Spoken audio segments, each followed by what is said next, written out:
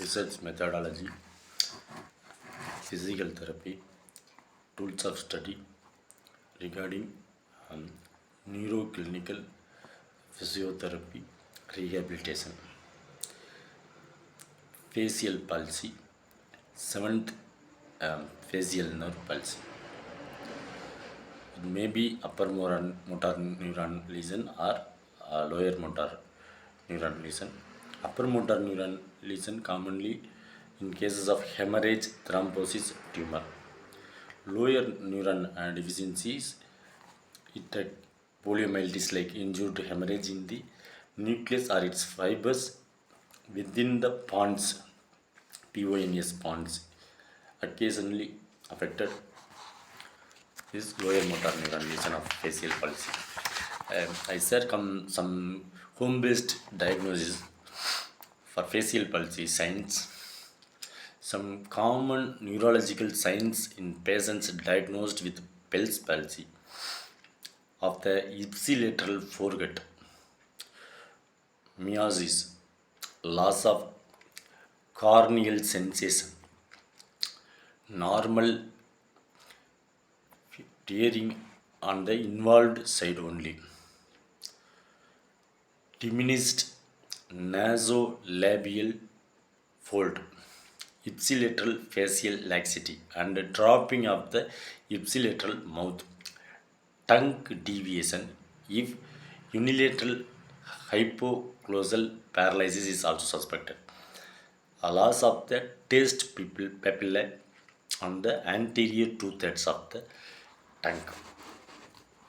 Upper motor neuron palsy usually recovers due to the bilateral innervation. So the majority of patients with residual facial muscle weakness are in fact LMN or lower motor neuron palsy victims. Some clinical symptoms I will share regarding that to find out whether it is a facial palsy or upper motor neuron lesion or lower motor neuron lesion. Eye can be opened but cannot be closed. Blinking reflex is lost. Eye is not efficiently protected from dust and injurious substances. Bell's phenomenon. What is Bell's phenomenon? The eyeball tends to rotate upward and outward when closing. Corner of mouth droops. Patient cannot raise the corner of mouth on affected side of smiling. Asymmetry of the face. Foot collects between the teeth and the cheek. Whistling is impossible. Facial expressions affected. Articulation affected. Pronunciation of labials, consonants is affected.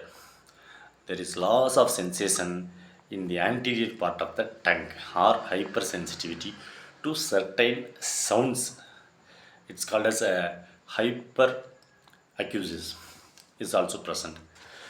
Physical therapy treatment for facial palsy is electrical treatment. Muscle stimulation should only be by interrupted galvanism and nerve stimulation of pharyngism. Once again, I tell the physical therapy treatment for facial palsy.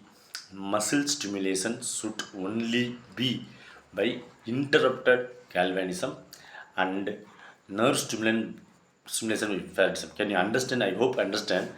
If we want to stimulate the nerve or strengthening the nerve conduction, we should give the Faraday's electrotherapy. If we need muscle power strengthening, we should only give interrupted galvanism. This is the noble, wonderful prognosis-based treatment for upper motor neuron or lower motor neuron in facial palsy. Patient can always recover and comes to the activities of daily living.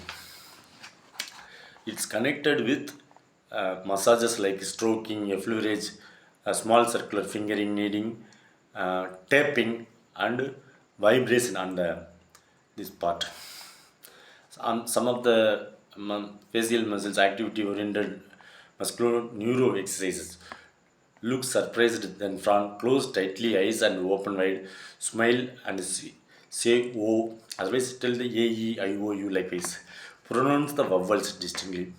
Hold straw in mouth, suck and blow out the air. Try to whistle. Most important, even though it is a pediatric or geriatric, care of eye is must for facial nerve impairment, because they are unable to close the eyes, dust will go inside. Likewise, connected with that, um, the patient should practice these exercises in front of the mirror twice a day with about 5 repetitions. Regular physical therapy like Faraday stimulation, massage, eye protection, and strapping be continued as usual. The facial palsy problem can be overcome with prognosis. Feel ease, that is health. Thank you.